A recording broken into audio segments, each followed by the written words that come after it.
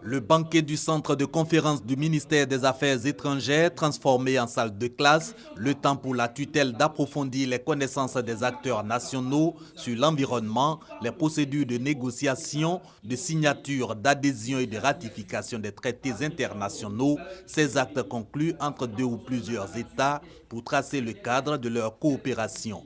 Seule compétence indiquée à cet effet par le conférencier, le président de la République et dans certains cas, le Premier ministre, le ministre des Affaires étrangères et les ambassadeurs. Aussi expliquer les risques liés au non-respect des traités. Si la Côte d'Ivoire viole un traité international, sa responsabilité internationale sera engagée, tout simplement.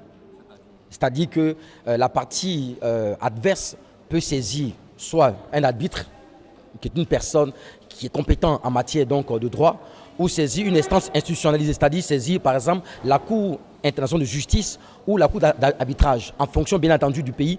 Au nombre de 7 autres thèmes abordés, la rédaction des projets de ratification, les pratiques ivoiriennes et américaines en matière de signature et de ratification des traités, un renforcement de capacité pour corriger plusieurs insuffisances.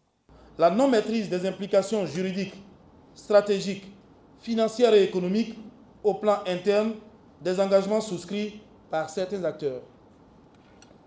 La signature de conventions en contradiction avec la législation interne, régionale ou internationale.